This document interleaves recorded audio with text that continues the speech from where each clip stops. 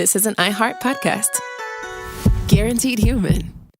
Colorado is trying to silence free speech again. A state law forces businesses to use customers' preferred pronouns, even if they're biologically inaccurate. With the help of Alliance Defending Freedom, a Christian bookstore and a sports apparel company are challenging the law, but a court recently ruled against them. They appealed the ruling, and with the ADF's help, they'll keep fighting another attempt by Colorado to skirt the First Amendment. Learn more about how you can support free speech by texting RPA to 83848 or going to joinadf.com/RPA. Sponsored by Alliance Defending Freedom. When you own your own business, you need to keep things moving. Need to book a last-minute flight? Earn a $300 travel credit to cover that. Need to take a meeting before takeoff? Do it from the comfort of the Chase Sapphire Lounge by the club. Need to catch your breath before you board? Done. Chase Sapphire Reserve for Business, the business card that gives back all you put in. Visit chase.com/reserve business to learn more. Cards issued by JPMorgan Chase Bank, N.A. member FDIC, subject to credit approval. Terms apply. You ever wonder how far an EV can take you on one charge? Well, most people drive about 40 miles a day, which means you can do all daily stuff no problem. Go to work, grab the kids at school, get the groceries, and still have enough charge to visit your in-laws in the next county. But they don't need to know that. And the best part, you won't have to buy gas at all. The way forward is electric. Explore EVs that fit your life at electricforall.org. Based on the best-selling novel from Carly Fortune, the new Prime original series Every Year After follows Sam and Percy across 6 summers as they take a second chance at a love that never really let go. It's the kind of story that brings you back to a summer crush you never fully got over, or a friendship that almost turned into something more. With slow burn tension, lakeside nostalgia, and that lingering what if, it's the kind of show people say they couldn't stop watching and were a little emotionally destroyed by, in the best way. Watch Every Year After, streaming June 10th, only on Prime. This is Red Pilled America. Why haven't you followed us on Twitter yet? Or Instagram and Facebook? Following us on social media is the easiest way to support the show, and it's free. Just visit redpilledamerica.com. Click on the social media icons at the bottom of the page, then give us a follow. And don't forget to visit our store by clicking shop at the top of redpilledamerica.com. We have hats, candles, beer mugs, t-shirts, a book, keychains, and a bunch of other things. You can even buy gift certificates for your friends and family. And if you want to listen to Red Pilled America's newest episodes ad-free, become a Backstage subscriber. You'll get access to our entire archive of episodes and our members-only podcast. Just visit redpilledamerica.com and click Join in the top menu. That's redpilledamerica.com and click Join in the top menu. Now on with the show.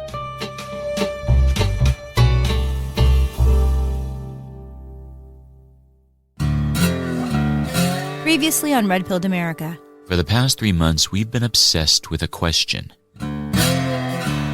Vivek Ramaswamy and Elon Musk both made long posts on X on how their businesses rely on H-1B workers. Massive MAGA civil war that has taken place over the Christmas holidays that began with the critique over H-1B visas. You just became a Republican 3 months ago, and you're talking about removing a big portion of regular people, root and stem. Sam Hyde made a statement that would eventually send us on our quest. We all know what an American is. What's an American? I thought. The more I thought about it, the more I realized that the answer was not so simple. I'm Patrick Corelchi. And I'm Adriana Cortez. And this is Red Pilled America, a storytelling show. This is not another talk show covering the day's news. We're all about telling stories. Stories Hollywood doesn't want you to hear. Stories the media mocks. Stories about everyday Americans that the globalists ignore. You can think of Red Pilled America as audio documentaries, and we promise only one thing. The truth. Welcome to Red Pilled America.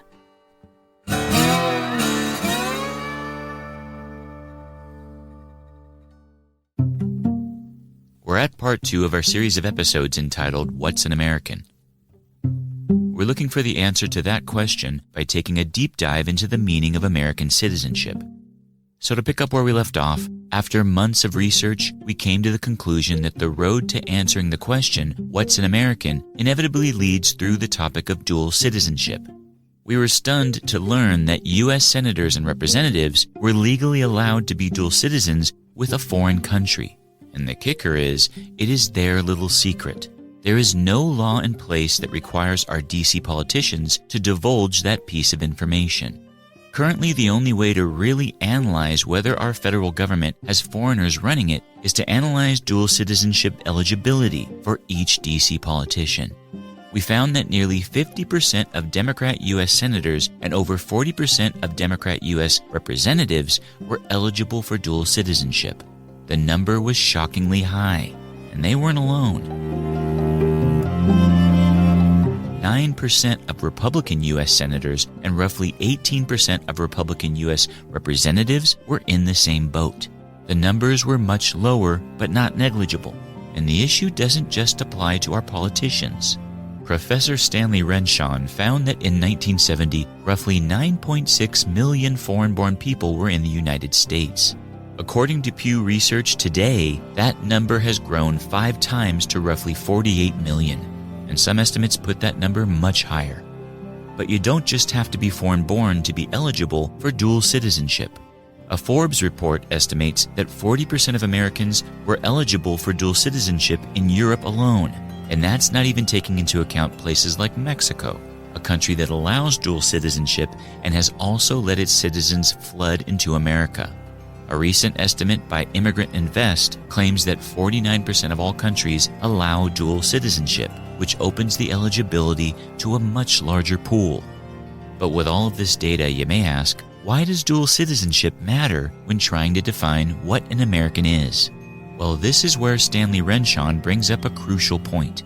For the United States, dual citizenship does make a difference because of the nature of our country, the foundations on which it's premised and on which it rests.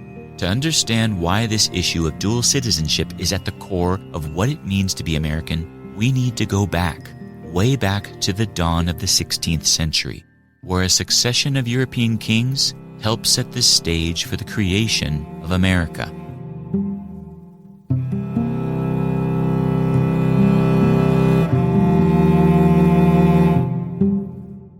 When Henry VIII inherited the British crown in 1509, England was in a remarkably stable position. His father, Henry VII, had ended the Wars of the Roses, a brutal civil war, and spent his reign restoring order. His son, Henry VIII, took control of a strong monarchy in a relatively peaceful kingdom.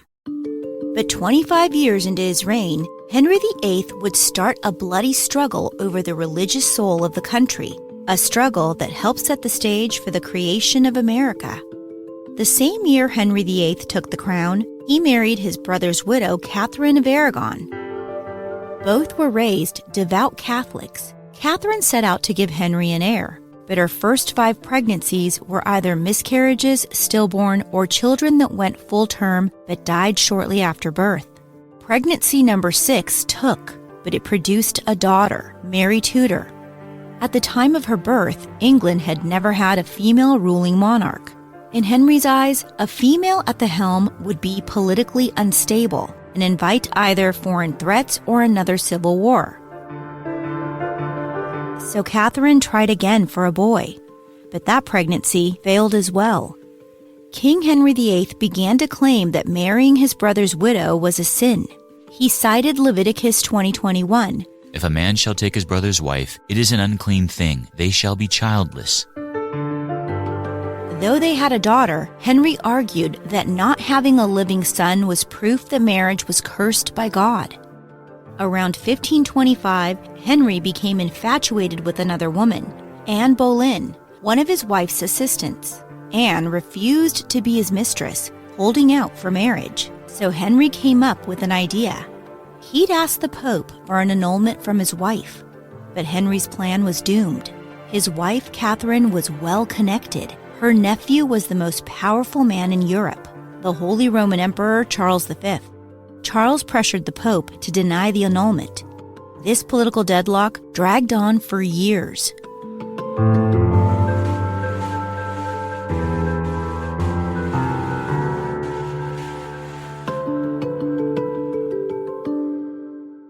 When it became clear the Pope would never grant the annulment, Henry decided to take a more drastic route. He'd piggyback on a religious movement that had taken a hold of Europe and England. Martin Luther, a German theology professor and Catholic monk, believed the church had become corrupt. The Catholic Church was selling certificates that supposedly reduced time in purgatory. Luther believed salvation came by faith alone, not by works or buying forgiveness. He was appalled by this church practice. So in 1517, from the heart of the Holy Roman Empire in Germany, Martin Luther wrote 95 Theses, a document that criticized the sale of certificates, the authority of the Pope, and what he saw as the corruption of the Catholic Church. Thanks to the printing press, the document spread across Europe like wildfire. The Protestant Reformation was born. By the time the Pope denied King Henry VIII's annulment, this Protestant movement had taken root throughout Europe and England. Henry knew this and made his move. He declared his marriage with Catherine of Aragon invalid, and in 1533 he married Anne Boleyn. 1 year later, Henry VIII, a devout Catholic, broke with the Pope and the Catholic Church, making the Church of England the ultimate spiritual institution of his kingdom, with himself as its supreme governor. Henry seized all Catholic monasteries, land and wealth, redistributing power and real estate across England. Religious leaders that resisted the Church of England's authority were either jailed or executed. Some estimate Henry VIII executed thousands over his 38-year reign. But his new queen, Anne Boleyn, would also have problems with miscarriages, giving birth to only one surviving child, Elizabeth I. Henry VIII would eventually have the queen executed for treason, an indication of the ruthless nature of the time. His third wife, Jane Seymour, would finally give the king a male heir. At just 9 years old, Henry VIII's son, Edward VI, inherited the throne in 1547. Edward was raised at a time when Protestant ideas were gaining ground, especially through his tutors and advisors. His education emphasized scripture in English, not Latin like in Catholic services. Edward was taught the theology of Protestant reformers Martin Luther and John Calvin. As a result, he would come to criticize Catholic practices like Mass, saints, and confession. When he became king, Edward VI introduced sweeping changes to English church services. He replaced Latin Mass with Holy Communion in English. He proclaimed the Book of Common Prayer the official liturgy of the Church of England. It included a collection of prayers, liturgies, and services for exclusive use in public worship. It replaced many of the old Latin Catholic rituals with simplified services in English, although some Catholic influences were still retained. By 1552, the book was revised, chipping away further at the Catholic traditions in the book. The Church of England services became even more Protestant. Although many still quietly held to older Catholic beliefs, Protestant reforms had transformed much of England's official religious practice. That is, until a devout Catholic, Queen Mary I, took the throne in 1553. She restored papal authority and persecuted Protestants, burning over 200 people at the stake. A religious tug-of-war was underway. When her half-sister Elizabeth I next inherited the throne, she re-established Protestant control over the Church of England, but the new queen aimed for a middle way, a country that was Protestant in doctrine, yet retained many of the Catholic traditions. Elizabeth reinstated Catholic practices like elaborate rituals, robes, and hierarchical leadership. She revised the Book of Common Prayer again, reintroducing some Catholic styles into the book. For many Protestants who wanted a clean break from the Catholic Church, it felt like halfway Reformation. The changes were cosmetic, not theological. But in 1586, Queen Elizabeth learned of a plot to assassinate her and place her Catholic first cousin once removed, Mary, Queen of Scots, at the throne, a plot Mary appeared to endorse in intercepted coded letters. After discovering the plot, in 1587, Queen Elizabeth had Mary executed, an act that outraged Catholic Europe, especially Spain, which saw it as a brutal heretical act. Many Catholics saw Mary as the legitimate Queen of England, so her execution was both politically and religiously incendiary. Spain used it as justification for war, to not only avenge Mary and depose Elizabeth, but also restore Catholicism in England. In 1588, the Spanish Armada set sail for the Netherlands to pick up Spanish troops to invade England. But while en route through the English Channel, the Queen's ships attacked, eventually defeating the Spanish Armada. The victory not only boosted the confidence in Elizabeth's leadership, but also emboldened the country's Protestant identity. In 1603, Queen Elizabeth died without an heir. The next in line was her first cousin twice removed, who took the throne as King James I of England. But just as James came into power, beneath the ceilings of England's Gothic cathedrals, a quiet rebellion was brewing.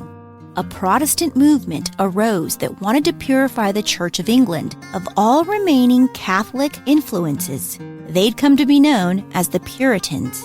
They didn't want to eliminate the institution. They desired to change it from within. But another radical faction of the Puritans wanted to go one step further. They wanted out. They believed that the Church of England was too corrupt to be reformed. In their eyes, a complete break from the Church of England was the only way forward. They came to be known as the Separatists. Attendance of the Church of England services was mandatory, but the Separatists resisted, refusing to attend parish churches. They held underground services in barns, in forests, and in back rooms with shutters drawn. They rejected the Book of Common Prayer, and they baptized their children and married not in the church, but within their own communities. King James caught wind of these practices, and in 1604, just 1 year into his reign, he convened the Hampton Court Conference, ultimately to hear grievances from the dissidents. At the conference, the Puritans proposed their reforms, less ritual and simpler worship. King James listened quietly, but when the Separatists demanded the removal of bishops to be replaced by elected elders, King James declared, "No bishop, no king," meaning the bishops were inextricably connected to his power. King James was a supreme governor of the church. Bishops were appointed by him and played a key role in advising the king, passing laws, and preserving the power of the monarchy. The bishops were directly linked to the king's authority. James was a clever, well-read man that was open to debating theology, but he was also politically astute. So when the Separatists declared that they didn't need bishops, and, by extension, didn't need the crown, James heard something more than theology. He heard sedition. The Separatists were challenging the very foundation of royal authority, and he wouldn't have it. His response became infamous. "I will make them conform, or I will harry them out of the land." It was a turning point. Harry them out. Not just remove them, but chase them, squeeze them until their only options were submission, prison, or exile.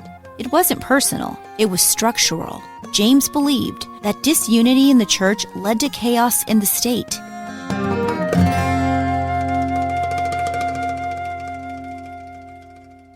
James moved to suppress the Separatists. He began strictly enforcing the laws that made attendance of Church of England services mandatory. Those that didn't attend were fined, imprisoned, or exiled. This was the climate facing religious dissidents in King James's England. And to a small group of separatists, the heavy hand of the king was just too much to bear. They began looking for somewhere to flee. And in 1608, they would make a move that would eventually shape the early foundations of America. Colorado is trying to silence free speech again. A state law forces businesses to use customers' preferred pronouns, even if they're biologically inaccurate. With the help of Alliance Defending Freedom, a Christian bookstore and a sports apparel company are challenging the law. But a court recently ruled against them. They appealed the ruling, and with the ADF's help, they'll keep fighting another attempt by Colorado to skirt the First Amendment. Learn more about how you can support free speech by texting RPA to 83848 or going to joinadf.com/RPA. Sponsored by Alliance Defending Freedom. When you own your own business, you need to keep things moving. Need to book a last-minute flight? Earn a $300 travel credit to cover that. Need to take a meeting before takeoff? Do it from the comfort of the Chase Sapphire Lounge by the club. Need to catch your breath before you board? Done. Chase Sapphire Reserve for Business, the business card that gives back all you put in. Visit chase.com/reserve business to learn more. Cards issued by JPMorgan Chase Bank, N.A. member FDIC, subject to credit approval. Terms apply. You ever wonder how far an EV can take you on one charge? Well, most people drive about 40 miles a day, which means you can do all daily stuff no problem. Go to work, grab the kids at school, get the groceries, and still have enough charge to visit your in-laws in the next county.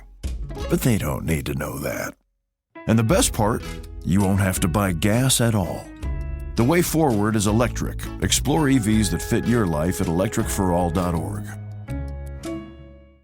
Support for the show comes from Public, the investing platform for those who take it seriously. On Public, you can build a multi-asset portfolio of stocks, bonds, options, crypto, and now generated assets, which allow you to turn any idea into an investable index with AI. It all starts with your prompt. From renewable energy companies with high free cash flow to semiconductor suppliers growing revenue over 20% year over year, you can literally type any prompt and put the AI to work. It screens thousands of stocks, builds a one-of-a-kind index, and lets you backtest it against the S&P 500. Then you can invest in a few clicks. Generated assets are like ETFs with infinite possibilities, completely customizable and based on your thesis, not someone else's. Go to public.com/podcast and earn an uncapped 1% bonus when you transfer your portfolio. That's public.com/podcast. Paid for by Public Investing. Brokerage services by Open to the Public Investing Inc. Member FINRA and SIPC. Advisory services by Public Advisors LLC, SEC registered advisor. Generated assets is an interactive analysis tool. Output is for informational purposes only and is not an investment recommendation or advice. Complete disclosures available at public.com/disclosures.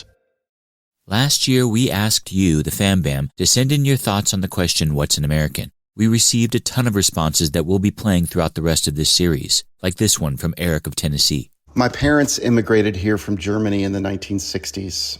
America to them represented freedom. I've often been asked and encouraged to get my dual citizenship, but something about that feels disloyal.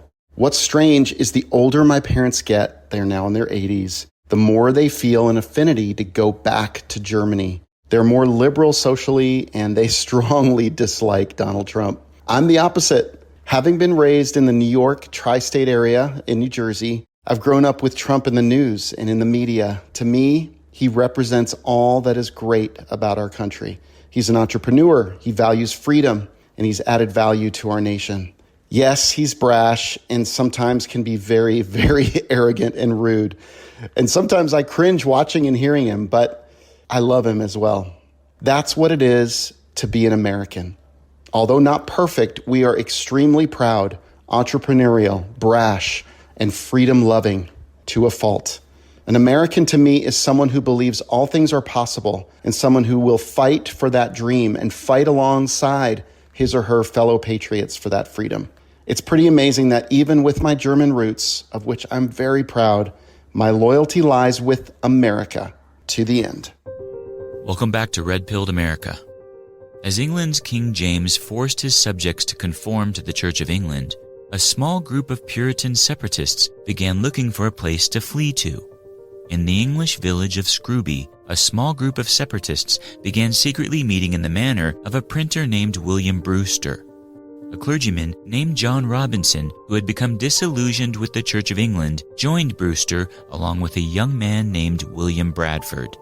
The group refused to conform to the Church of England and longed to find a place where they could practice their Protestant faith freely.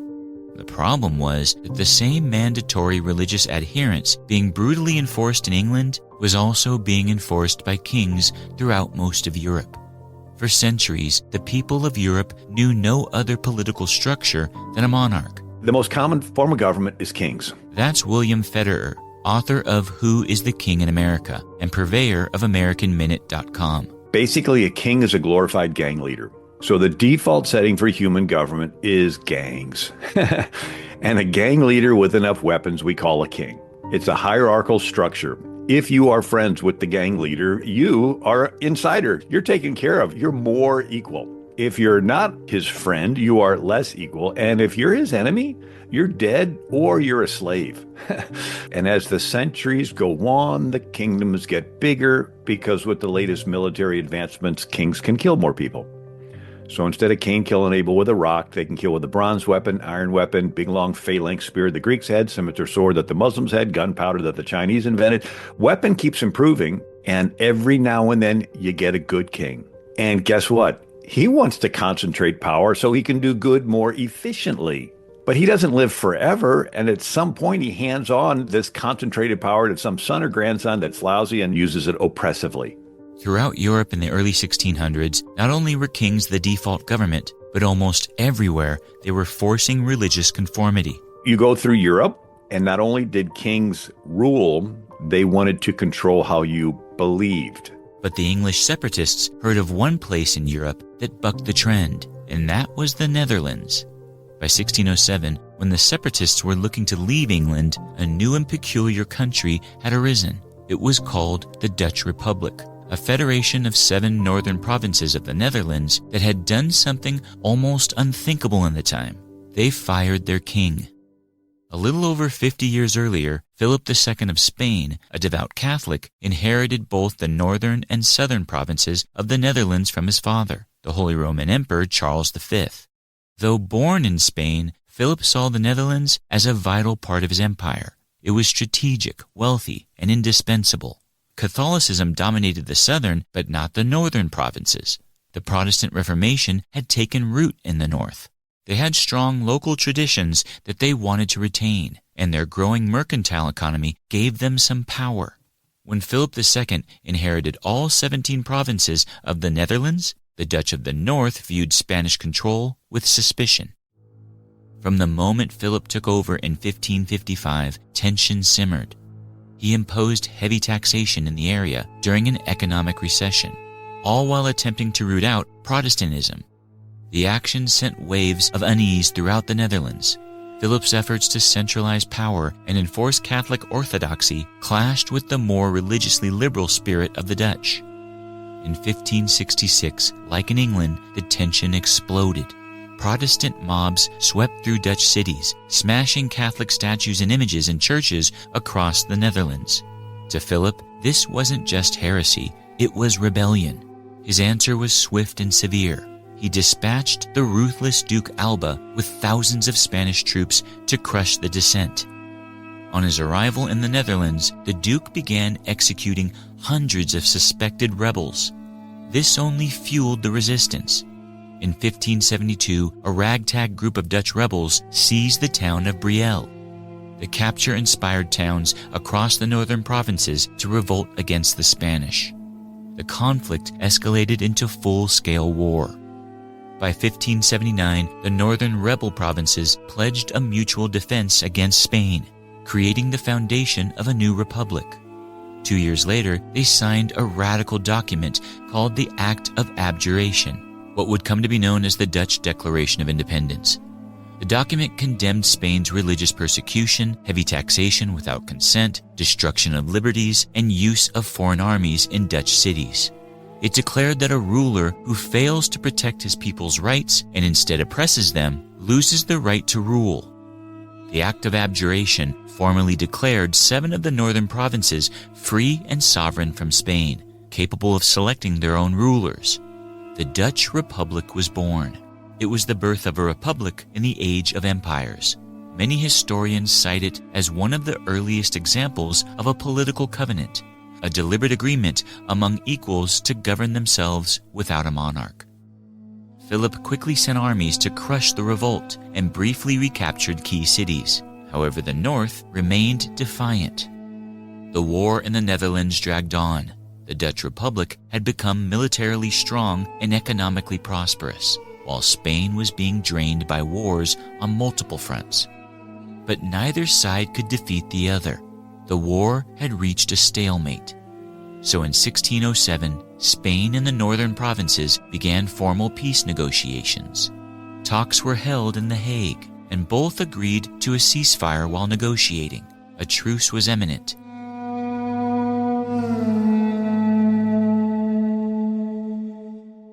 The development was monumental. The Dutch Republic was on the verge of being the only stable place in Europe where no king ruled and no bishop enforced conformity. As negotiations progressed in the Netherlands, the small group of English separatists, John Robinson, William Brewster, William Bradford, and others, were under constant persecution by King James. His bishops would raid their homes and imprisoned several members of their separatist congregation. So as the persecution escalated, they saw the Netherlands as a potential oasis. This Dutch Republic was a radical idea at the time, but it felt familiar to the separatists. Through the religious conflicts of the 1600s, to justify their authority, the kings throughout Europe referred to the biblical references from 1000 BC on. King Saul, King David, King Solomon, and the like all gave the kings a biblical authority to rule. As England's King James I began forcing conformity on dissidents, the separatists turned to religious text, looking for a way out. Again, William Federer, author of Who is the King in America? They look back to the first 400 years out of Egypt before Israel got King Saul. And so this 400-year period from around 1400 BC to 1000 BC is the first time in world history where you have millions of people and no king. And it's called the Hebrew Republic. This Hebrew Republic was a decentralized theocracy. It had no human king, no centralized bureaucracy, and no hereditary political rulers. Instead, it was governed by a combination of divine law, local leadership, and charismatic judges, all under the sovereignty of God. In this Hebrew Republic, God was the true king, not man, and his divine law was the Constitution. Their system worked because everybody was taught the law and everybody was personally accountable to God to follow it. So there's no king, there's no police, and you have an opportunity to steal. And you're thinking of it, and then you remember, oh, God's watching. He wants me to be fair. He's going to hold me accountable in the future. Maybe I should hesitate stealing. And it creates a tiny thing in your head called a conscience. If everybody believes this, you can maintain order with no king. And it worked for 4 centuries until the priests went woke. With the ceasefire in the Netherlands, the separatists saw the Dutch Republic as a potential refuge, a place where no worldly king enforced conformity like the Hebrew Republic of the Old Testament. And so, the English separatists decided to make a move and leave their country behind.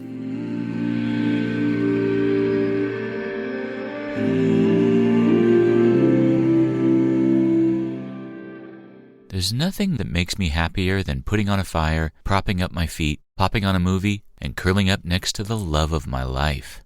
That being licorice from the Licorice Guy. If you've been listening to RPA for some time, then you know that licorice is my jam, and that it does not get any better than the gourmet licorice made by the Licorice Guy. They have a great selection of flavors to choose from, like red, blue raspberry, black, and green apple, just to name a few. The freshness of the licorice will blow your mind. Seriously, if you haven't tried licorice from the Licorice Guy, then do yourself a favor and give it a try. Trust me, you will not regret it. And if you're looking for new ways to expand your horizons in 2023, then consider joining the Licorice Guy's team by signing up for their resellers program. They'll train you and provide you with all the tools you need to succeed. It's a great opportunity for anyone looking to start a new business or make some extra cash. Visit licoriceguy.com to get more information on how you can become a Licorice Guy or to shop their delicious array of licorice. And don't forget to enter RPA15 at checkout for a discount. That's licoriceguy.com and enter RPA15 at checkout for a discount. For 250 years, America has been a bastion of freedom, and as we look ahead to the next 250, we're reminded that freedom is ours to defend. Today, Alliance Defending Freedom stands in courtrooms across the country to protect those freedoms we cherish. Life, free speech, religious freedom, parental rights. These freedoms are at the core of who we are as a nation, and they must be preserved. ADF is approaching a critical fiscal year-end fundraising deadline. Your support today helps ADF defend these freedoms so they may endure for many years to come. Every dollar you give will be doubled thanks to a special matching grant while funds last. Visit joinadf.com/RPA or text RPA to 83848 to give today. Sponsored by Alliance Defending Freedom. When you own your own business, you need to keep things moving. Need to book a last-minute flight? Earn a $300 travel credit to cover that. Need to take a meeting before takeoff? Do it from the comfort of the Chase Sapphire Lounge by the club. Need to catch your breath before you board? Done. Chase Sapphire Reserve for Business, the business card that gives back all you put in. Visit chase.com/reserve business to learn more. Cards issued by JPMorgan Chase Bank, N.A. member FDIC, subject to credit approval. Terms apply. You ever wonder how far an EV can take you on one charge? Well, most people drive about 40 miles a day, which means you can do all daily stuff no problem. Go to work, grab the kids at school, get the groceries, and still have enough charge to visit your in-laws in the next county. But they don't need to know that. And the best part, you won't have to buy gas at all. The way forward is electric. Explore EVs that fit your life at electricforall.org. Support for the show comes from Public, the investing platform for those who take it seriously. On Public, you can build a multi-asset portfolio of stocks, bonds, options, crypto, and now generated assets, which allow you to turn any idea into an investable index with AI. It all starts with your prompt. From renewable energy companies with high free cash flow to semiconductor suppliers growing revenue over 20% year over year, you can literally type any prompt and put the AI to work. It screens thousands of stocks, builds a one-of-a-kind index, and lets you backtest it against the S&P 500. Then you can invest in a few clicks. Generated assets are like ETFs with infinite possibilities, completely customizable and based on your thesis, not someone else's. Go to public.com/podcast and earn an uncapped 1% bonus when you transfer your portfolio. That's public.com/podcast. Paid for by Public Investing. Brokerage services by Open to the Public Investing Inc. Member FINRA and SIPC. Advisory services by Public Advisors LLC, SEC registered advisor. Generated assets is an interactive analysis tool. Output is for informational purposes only and is not an investment recommendation or advice. Complete disclosures available at public.com/disclosures. Do you want to hear Red Pilled America stories ad-free? Then become a Backstage subscriber. Just log on to redpilledamerica.com and click Join in the top menu. Support what you love or it goes away. The choice is yours. Welcome back to Red Pilled America. So, in 1607, with the Dutch Republic in a ceasefire with Spain, William Brewster, John Robinson, William Bradford, and other separatists all tried slipping out of England under the cover of night, destined for the Netherlands. But when they reached the seaport, some were caught and briefly imprisoned. A year later, they tried again, and this time they made it out of the country. They first landed in Amsterdam but quickly found it chaotic. The city was divided by too many competing religious ideologies. The English separatists looked for another neighboring town to settle in and found one about 30 miles southwest of Amsterdam, in a town named Leiden. Leiden was different. It was quiet and more orderly. City officials there governed by council, not by the commands of a heavy-handed king. And in 1609, the Dutch Republic signed a 12-year truce with Spain. A European nation with religious freedom stabilized. The separatists thought they'd found their home. They got jobs in Leiden, brewing, weaving, teaching. They rented rooms, printed religious pamphlets, married, buried, baptized. And most importantly to them, they worshipped in peace. John Robinson became their pastor. All seemed good in the world. But then something odd happened. Their children began to speak Dutch.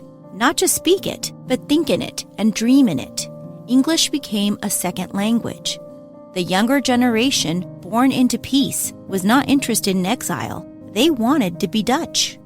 This worried the elder separatists. Their customs were beginning to fade. The Dutch Republic gave them everything they wanted: freedom of worship, freedom from persecution, self-governance. But that same freedom allowed their children to become something other than what they were. Adding to their cultural concern was the growing threat of another war. The truce between Spain and the Dutch Republic was set to expire in 1621, and and some thought that Catholic Spain was looking to bring the Netherlands back into their empire.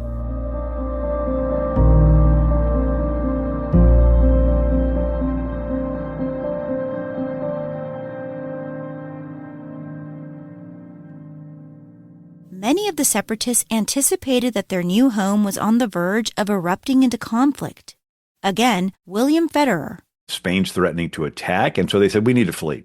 The Dutch Republic gave them a vision of what was possible. So, the congregation debated relocating to a far-off land to continue this free living. They thought of going to Guyana because they heard of the perpetual spring. The South American region of Guyana was being settled by the Dutch. But Spain laid claim to the area and had a reputation of slaughtering foreigners that settled in their territories. So, the English separatists decided against Guyana. That's when they made a surprising decision. They turned back to the monarch they'd fled from. To establish English colonies in North America, King James I chartered the Virginia Company of London. The Virginia Company focused on creating a British colony in the New World, in an area known as Jamestown. The company had the right to grant land for settlement, govern colonial affairs under royal oversight, and profit from trade, agriculture, and natural resources. Established in 1607, those living in the British colony of Jamestown had to live under English law, and as such were technically required to submit to the King and Church of England. But Jamestown was 3,000 miles away.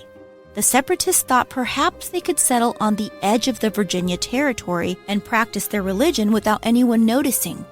There was news of harsh winters and bloody conflict with local natives, but the separatists must have felt it was better odds than facing off with Spain in Guyana or King James in England.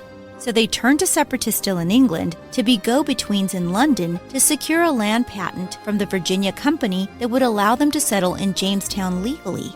The intermediaries secured the land patent, and a small group of the separatists began planning logistics. They secured funding from English investors that were looking to profit from trade in the New World. They purchased a small ship in Holland called the Speedwell to transport them from Holland to England, where they'd join a larger ship called the Mayflower. The plan was for their Speedwell to sail with the Mayflower from England to the New World. Everything was set, but many separatists decided to stay back in Leiden. The New World was just that, new. Virginia was rugged and on the edge of the known world. Even with fears of war with Spain, Leiden was a known factor.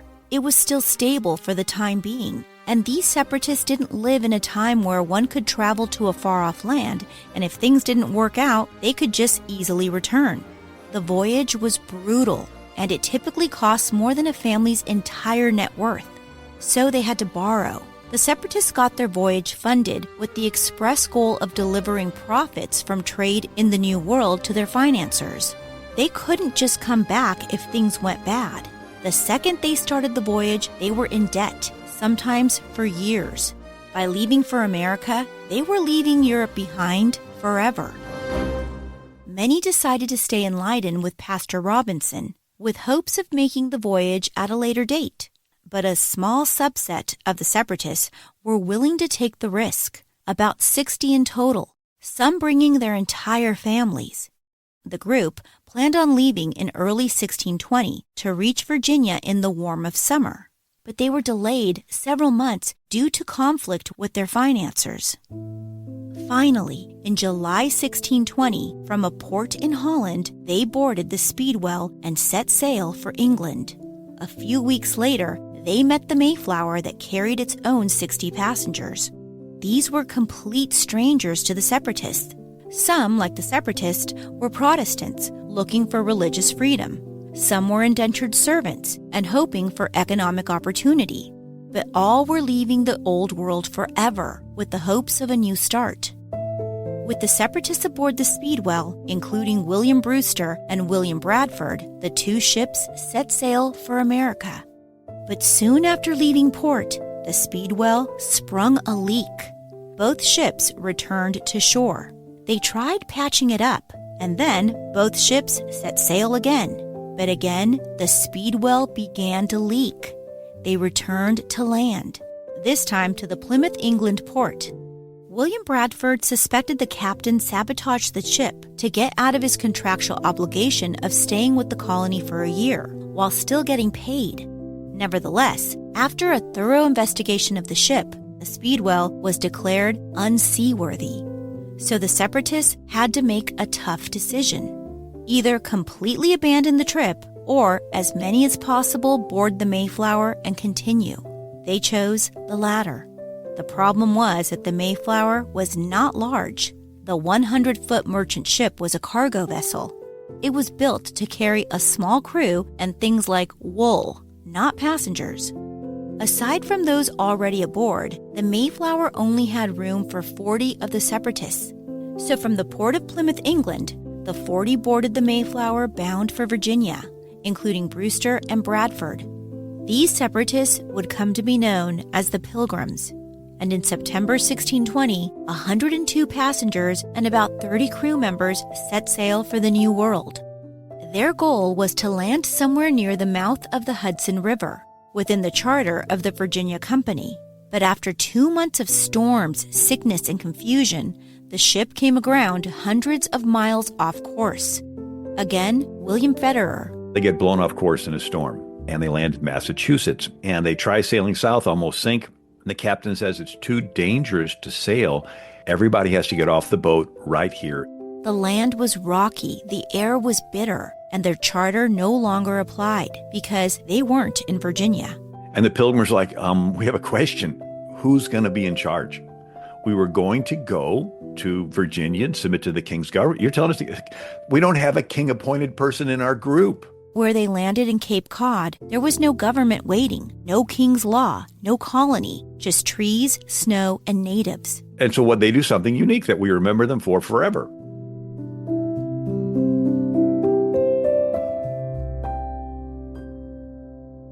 Before they even stepped off the ship, they drafted and signed a document, the Mayflower Compact, agreeing to form a civil body politic that would create just and equal laws for the good of the colony. Of course, the Dutch Republic showed them the possibilities, but it was the Hebrew Republic of the Old Testament that was always their guiding light. They took this chance opportunity to build a community of people bound by covenant to live under God's law with mutual accountability and collective leadership. The Mayflower Compact was the first framework of democratic self-government in the New World. It was not just a legal document, it was a spiritual statement, a covenant, much like the covenants made by the Israelites with God. In their eyes, they were not just starting a settlement, they were building a godly commonwealth. The word compact means covenant. It says, we, in the presence of God, covenant ourselves together into a civil body politic to make just and equal laws that shall be thought most meet or necessary, unto which we promise all due submission. Simple, revolutionary. It was a polarity change in the flow of power on planet Earth. Instead of top-down rule by kings, it's bottom-up rule by we, just the 102 of us in this little boat. We're going to covenant ourselves together. And so they take their church covenant government and they make it their civil government. After weeks of scouting the area, in December 1620, the passengers of the Mayflower chose the site of a former Native American village to set up camp. To honor their origin and maintain a symbolic link to their voyage, they named their new home after the port they set sail from, Plymouth, England. The Plymouth colony was born, and the area would come to be known as New England. The winter was harsh. There was no proper shelter. Many had to live aboard the cramped, damp ship. They suffered from scurvy, pneumonia, and malnutrition. Roughly half died. Entire families were wiped out. About half the male heads of household fell. William Brewster and his family survived. William Bradford lived as well. His wife did not. Only 4 adult women survived.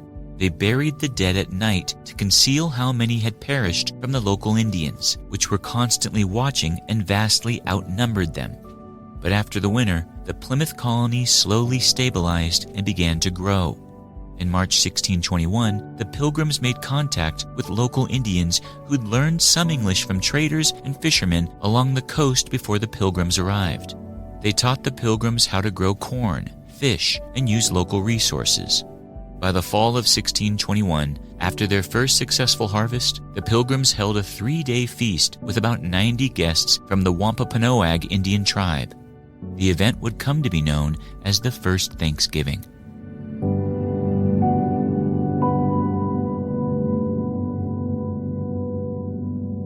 As the Plymouth colony stabilized back in England, King James's successor, his son King Charles I, continued the crown's persecution of Puritans. As word of the established colonies made its way back to England, many wanted out. In 1630, 11 ships carrying as many as 1,000 Puritans left for New England, kicking off what would become known as the Great Puritan Migration. Over the next decade, an estimated 20,000 Puritans migrated to New England. They joined Plymouth and opened new colonies in Massachusetts Bay, Connecticut, New Hampshire, and Rhode Island, expanding the New England territory and leaving the Old World behind forever.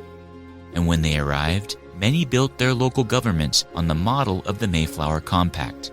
Again, William Federer. 1630, it's called the Great Puritan Migration. 20,000 Puritans leave England and flood into New England. And you have a situation where you have churches founding cities. So Providence, Rhode Island was founded by the First Baptist Church in America. Hartford, Connecticut was founded by the First Congregationalist Church in America. Exeter, New Hampshire. All these different towns are founded by churches. And so everybody's involved in church and everybody's involved in the city government because it's the church founding the city.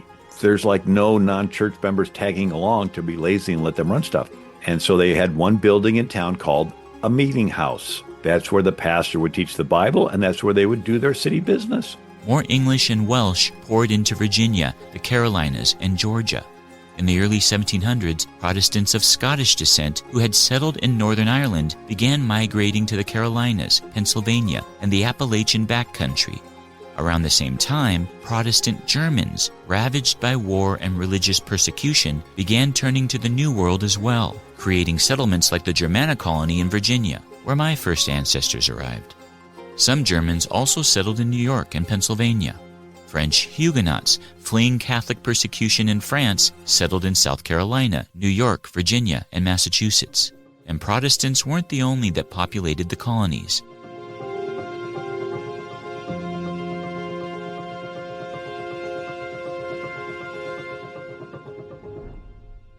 Irish Catholics and prisoners of war were forcibly brought to the colonies, some arriving as indentured servants, working for 4 to 7 years to pay off passage.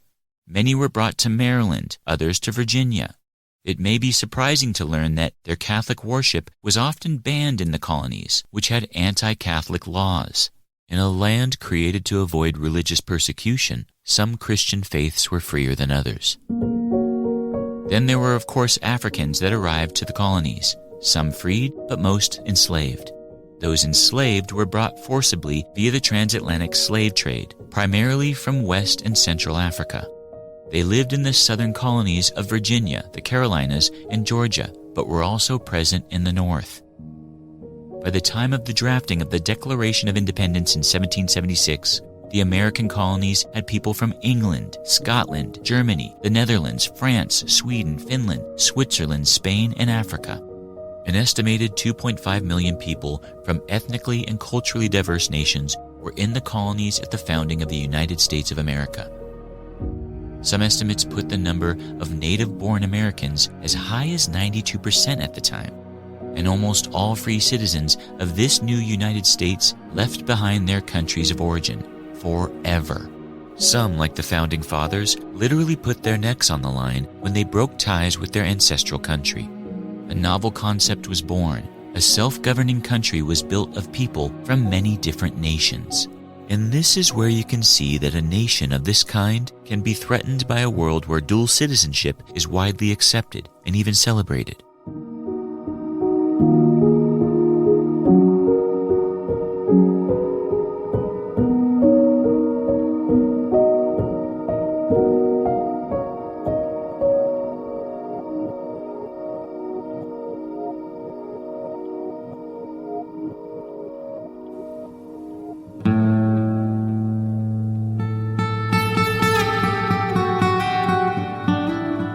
So why is dual citizenship so important to answering the question, what's an American? We put that question to Professor Stanley Renshaw. When people came to the United States from other countries, they really were leaving their old lives behind. When you came here, you were pretty much saying goodbye to your old country, and that put an impetus on you to really start to get acquainted with your new country in a way that's not necessarily true now. That's the impact of globalization.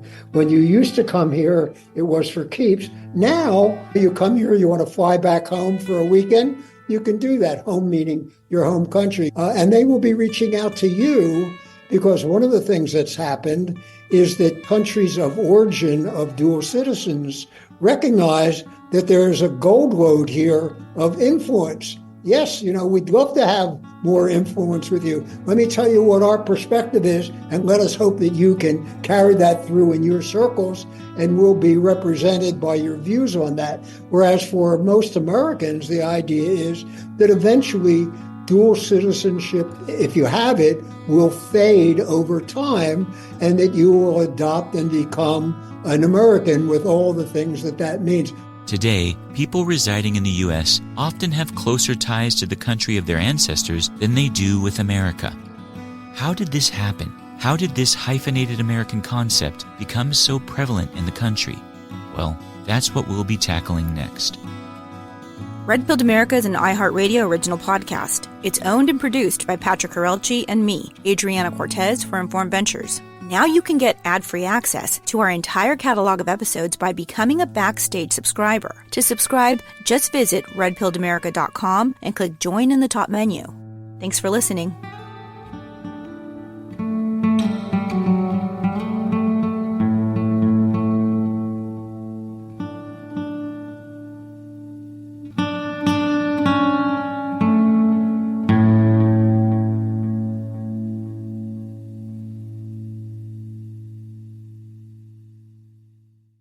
This is Sophia Donner from OK Storytime. This summer, find your next obsession on Prime Video. And listen, we're not saying you need another obsession, but there could be a lot worse ones. Steamy romance, addictive love stories, and the book-to-screen favorites you've already read twice, so why not watch them a third time? Off Campus, Elle, The Love Hypothesis, and more. Slow burns, second chances, chemistry you can feel through the screen, and it makes you wish you were actually in that movie. We've got binge-worthy series, can't-miss movies, perfect for when you're ignoring your own problems or procrastinating, as one does. Your next obsession is waiting. Watch only on Prime.